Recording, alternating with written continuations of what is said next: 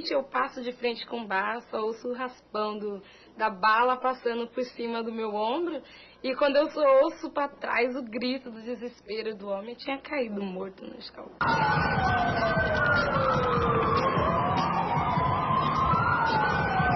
Estava com os colegas, os caras chegaram, mataram um dos coleguinhas dele, né, atiraram neles, eles correram e meu filho levou 2 tiros. No dia de hoje é normal, todo dia, morre um, morre outro.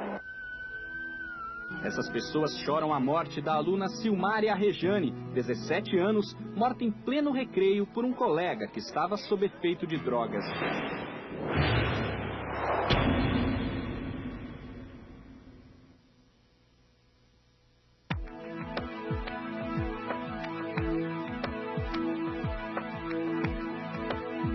Violência. Uma palavra infelizmente comum no Brasil, principalmente em suas grandes cidades. Uma palavra por trás de todo tipo de conflito, nas famílias, nas escolas, nas ruas. São brigas, espancamentos, crimes como furto, assalto, sequestro, narcotráfico, guerra de quadrilhas e assassinato. A exclusão social e a falta de políticas públicas que atendam às urgentes demandas da população criam condições ideais para o surgimento da violência e do crime. Não é só nas regiões pobres que elas acontecem, certamente, mas os jovens são, em geral, os seus agentes e também as suas vítimas mais frequentes.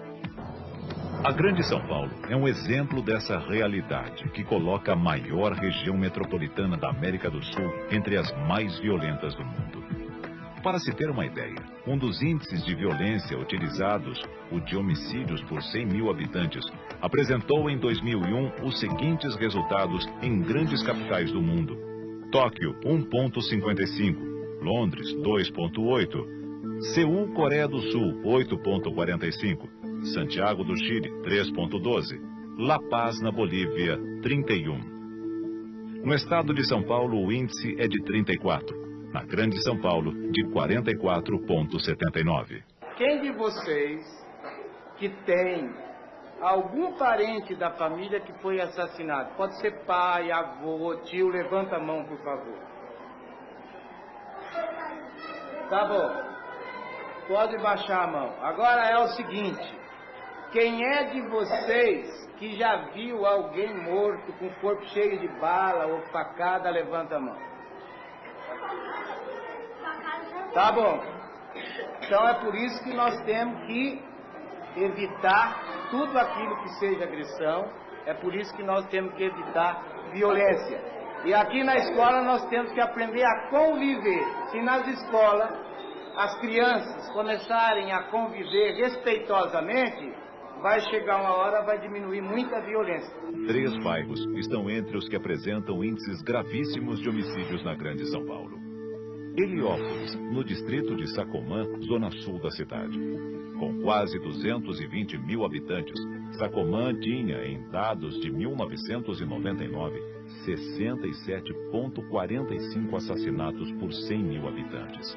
Jardim Carumbé, no distrito de Vila Brasilândia. Outra zona periférica, resultante de ocupações irregulares entre as décadas de 50 e 70, quando São Paulo ficava grande, mas diminuía o espaço da cidadania da maioria de seus quase 250 mil habitantes. Na Brasilândia, os índices de 99 eram de 92,31 assassinatos por 100 mil habitantes. Itaquaquecetuba, 280 mil habitantes, município mais violento do Alto Tietê e terceiro mais violento do estado de São Paulo. Ali, em 99, foram registrados 82,89 assassinatos por 100 mil habitantes. São regiões carentes de infraestrutura urbana, moradia de populações de baixa renda, vítimas de grandes índices de desemprego ou subemprego. Lugares que são lembrados pelo medo, pelo improviso, pelo descaso. A violência chama a atenção de todos. A mesma fúria que serve para levantar uma escola serve para destruir. O encontro entre a escola e a comunidade, quando acontece, é decisivo. mas só acontece com a articulação entre diretores, professores, funcionários, alunos, pais de alunos e representantes da comunidade. Todos os que estiverem dispostos a realizar mudanças que reflitam em melhoria na qualidade de vida. Interesse em ouvir, respeito e disposição para a mudança. É isso que garante uma atitude mais criativa e menos preconceituosa, essencial para entender a violência e criar condições para que ela deixe de ocorrer. Quando eu cheguei aqui, eu encontrei uma escola muito depredada, sem recursos. A escola era de madeira, não por ser de madeira, mas era muito violentada, muito suja, muito quebrada, não tinha nenhum vidro, não tinha lâmpada, não tinha cerca, não tinha muro. Era um trabalho difícil, não tinha água encanada, não tinha saneamento básico. O corpo docente da escola, ele era muito individualista, era um trabalho assim, onde corpo docente, funcionários, alunos não tinham trabalho de integração, eles não tinham objetivo comum de educação. E isso prejudicava muito o trabalho da escola, porque a escola não avançava, pelo contrário, ela sempre deixava a desejar para a comunidade, para os alunos, não era um ambiente saudável. Eu cheguei aqui em 98, a escola estava assim, bem depredada, as paredes da escola, esse prédio de baixo, era cinza e branco. E mensagens de morte na parede era normal, sabe? Então aquela criança que tinha aquele nome, aquele jovem, que o nome estava ali na parede, ele tinha que sair do pedaço. Porque era o recado que estavam mandando a ele. Eu acho que a pobreza, a falta de estrutura familiar, tem tudo a ver. Porque eu acho que uma criança que não passa fome, que tem tudo em casa, ela não vai pular o muro do vizinho para pegar uma goiaba, né, alguma coisa. Ele não vai. Porque começa assim. Os jovens não começam assaltando banco, não começa assim, eles começam... nas pequenas coisas. Era comum você chegar em 98, você não me via aqui dentro, você me via na rua, naquele espaço ali, até aquela ruazinha de baixo. Eu saía correndo, entrava no meio das brigas, era até perigoso. Num dia normal de aula, tinha 8 salas sem aula, porque professores tinham faltado, e eu coloquei eles na quadra de esporte, e fiz um círculo, depois de gritar muito, de insistir, para aplicar uma técnica de psicodrama. Então, 3 pessoas não entraram no círculo. E aí eu cheguei nessas 3 pessoas e falei, eu também estava falando com vocês. Eu tinha berrado, gritado. E pode ir para lá. E um deles deu uma trombada comigo e quase me derrubou e falou, eu sou traficante. Aí eu falei para ele, se você é traficante, você é muito burro. Porque você não me conhece. Como que você vai falar uma coisa dessa para mim? Falei, você está falando que é bandido? Não há diferença nenhuma entre nós dois. É só eu pegar uma arma, em questão de um átimo de segundo, eu também viro. Eu também mato. E porque eu sabia que eu tinha que enfrentar essa questão e tinha que ser de igual para igual. Eu não podia usar de estratégia onde eu ficasse uma pessoa...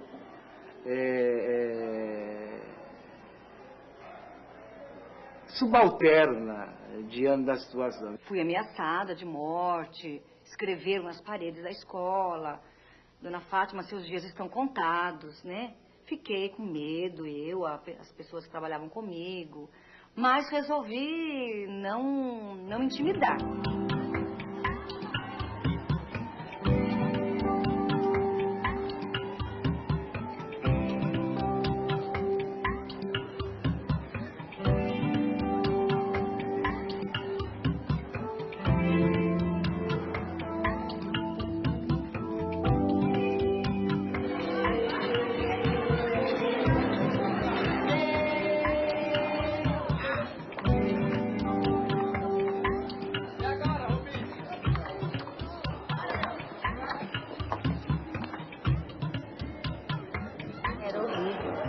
Só tinha vândalo, antes não tinha regras, não tinha nada. Era horrível. Eu já fui levar aluno na casa, porque ele estava passando mal e não tinha ninguém para levar, então eu mesmo levei e vi realmente a situação dele. E fui conversar com a mãe e vi que a mãe era pior. É uma bola de neve, então ele não tem nada dentro de casa, ele vem buscar, é aqui mesmo. A gente sabe que grande parte das nossas crianças não tem espaço, não tem lazer. Às vezes chega na sala de aula, aí vê aquela sala grande, né, que a casa dele é um barraquinho, aí começa a subir nas cadeiras e tudo, e todo feliz. E aí muitas vezes o educador não entende, aí fala assim, porque é favelado.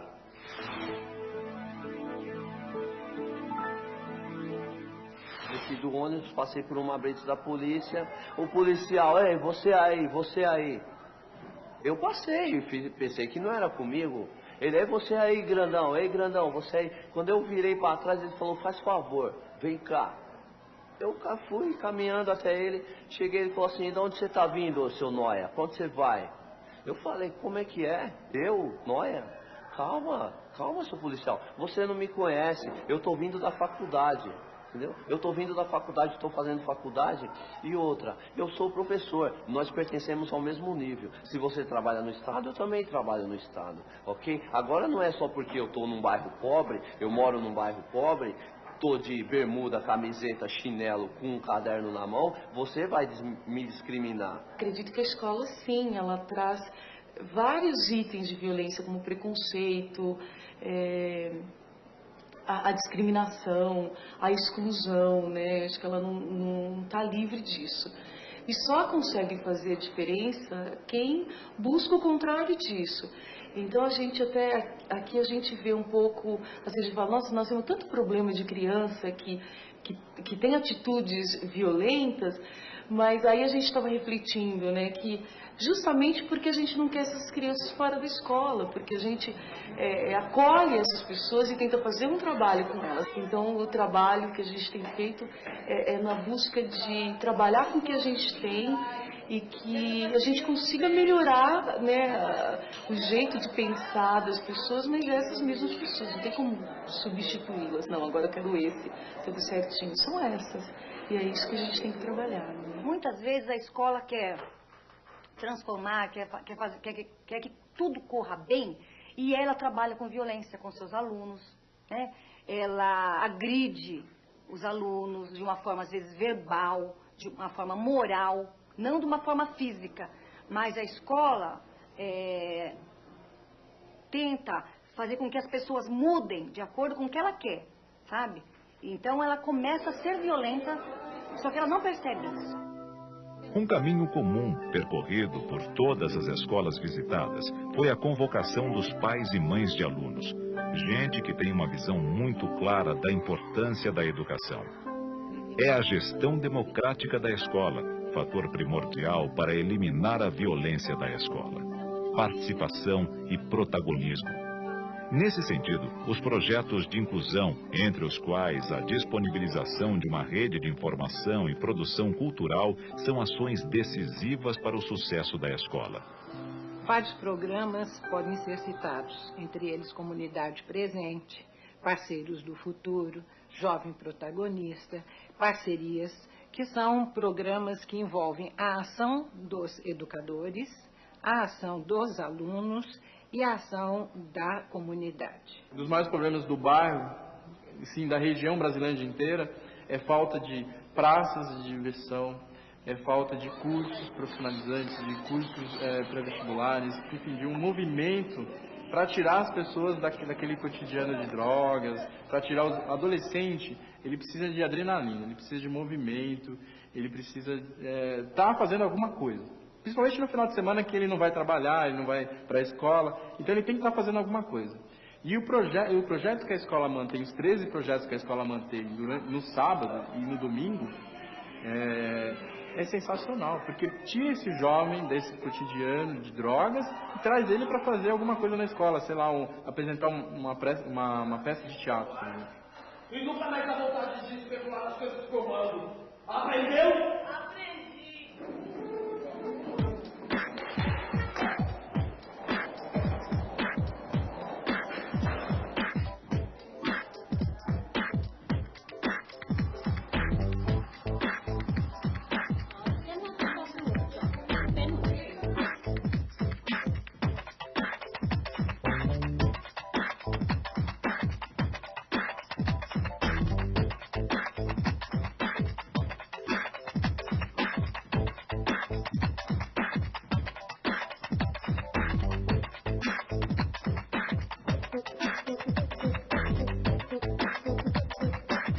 a escola, ela começou a não ter só a aula, né? Apesar que a mudança substancial começa dentro da aula, tá? Com uma atitude dentro da sala de aula, há umas aulas inovadoras, umas aulas mais criativas, onde o aluno gosta de estar vindo para a escola, mas não só a aula. Então nós começamos a desenvolver outros projetos que dessem oportunidade do aluno estar na escola. Porque no bairro que nem esse, não tem outro lugar para eles irem.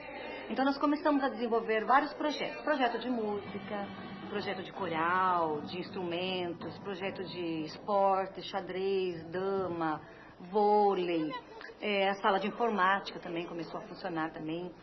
Então o aluno que saía da escola, ele voltava depois para estar participando de algum projeto que a escola estaria desenvolvendo. O que é o projeto da escola? Na realidade, o projeto dessa escola é um projeto que visa a inclusão. E quando eu digo inclusão, eu não estou falando só a inclusão do aluno, eu estou falando da inclusão de toda a comunidade, do pai, dos professores. Então visa incluir. E as atividades que a gente tenta promover dentro da escola tem como objetivo levar o sujeito a se constituir.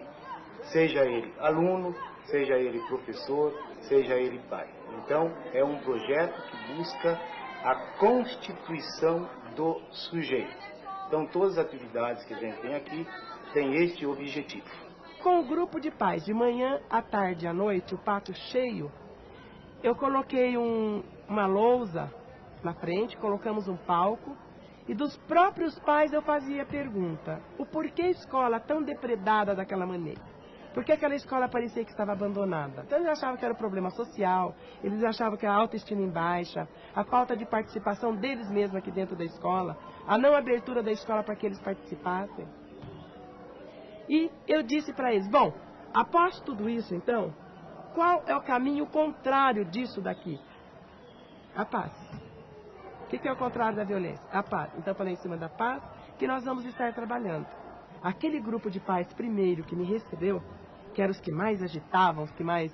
Então, o que eles falaram? Eles vieram para dentro da escola e começaram a me ajudar. O que eu disse a eles é o seguinte: vocês não vão vir para a escola apenas para estar olhando apenas os filhos de vocês.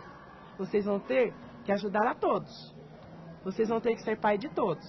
Então, se vocês verem hoje a dona Norete, a dona Ditinha, o seu Heleno, a fala deles é o seguinte: eu tinha 1 ou 2 filhos, não, um tinha 2 filhos. E hoje nós temos 3.000. Então é bonito. O seu Heleno hoje já não tem um filho aqui dentro da escola mais. A dona Norete também não. Mas eles continuam nos ajudando. O seu Heleno dá treinamento aqui no centro esportivo nos fins de semana. Ele pegou todas as crianças da rua, um grupo de crianças que queriam jogar, montou uma escolinha de futebol e das 8 às 10 no sábado ele dá esse treinamento. Graças a Deus, com esse trabalho que a comunidade fez, junto comigo, com outros pais, que eram uma média de uns 10, 15 pais que faziam esse trabalho, né, que tinham um certo tempo, que poderia vir à noite dentro da sala de aula, a gente chegava, pedia licença para os professores e fazia, tipo, digamos, uma palestra dentro da sala de aula, com os alunos, né.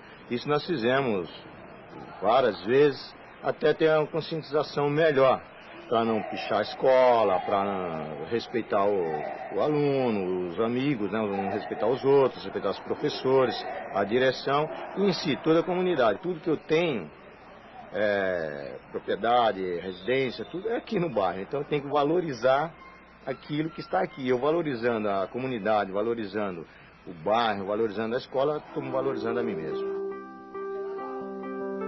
Os professores têm um papel determinante.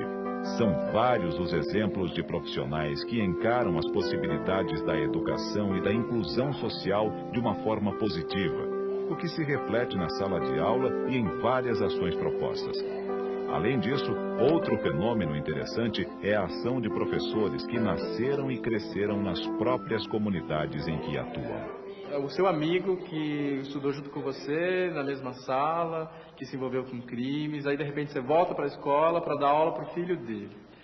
É uma oportunidade tremenda de você mudar a história daquela família, por exemplo. Você tem um pai drogado e de repente você volta para dar a aula para o filho desse pai, você conhecendo esse pai.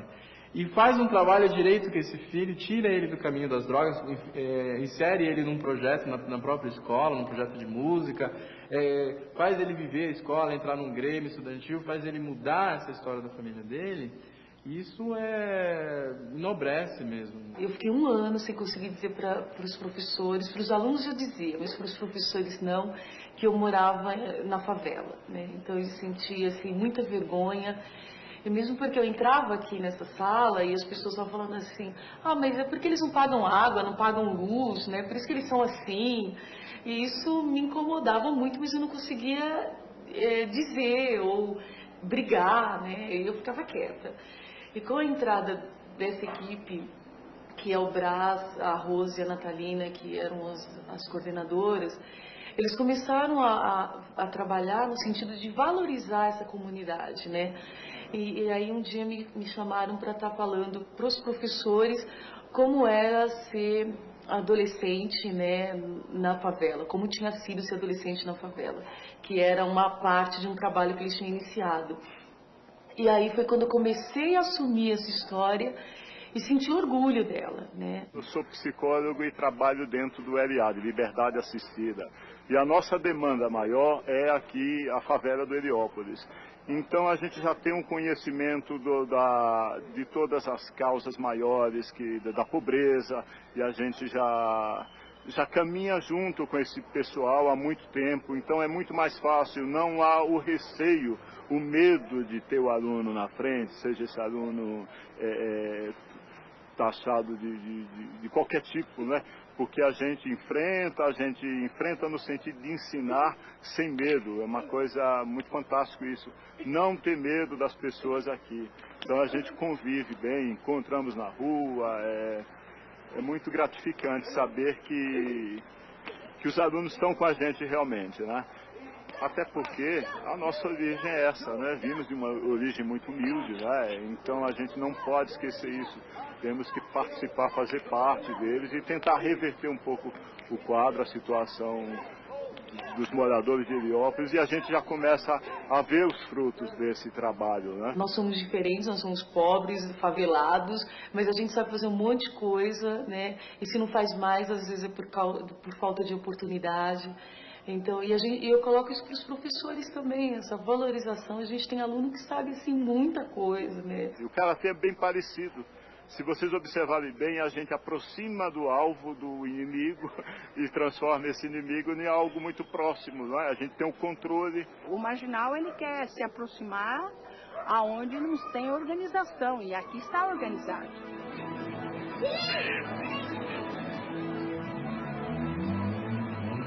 Crime e violência é muito mais do que apenas uma questão de polícia. É preciso ir além, e muitas escolas encararam esse desafio. Prevenção, tratamento das famílias onde existe a violência doméstica, tratamento das vítimas da violência. E principalmente trabalhos que permitam que cada um se sinta capaz de fazer a sua parte, de transformar a realidade em que vive. Que todos e que cada um possa ter orgulho de viver em um lugar transformado.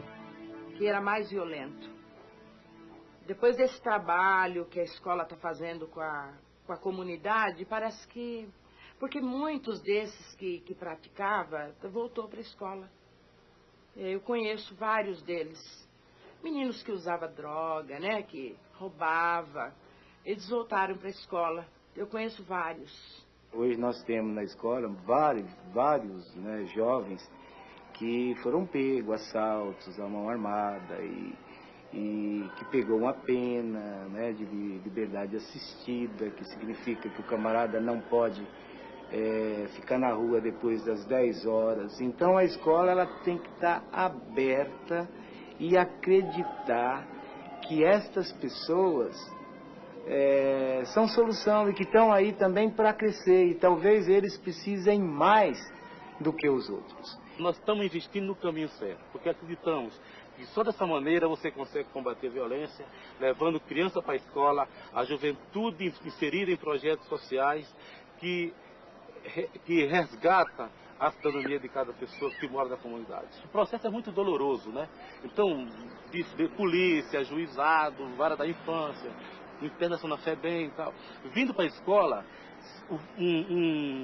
uma maneira muito fundamental de tratar os garotos, para que eles não sintam-se diferentes, é isso, é o convívio no meio de todo mundo, de uma forma igual, sem que haja nenhum tipo de discriminação.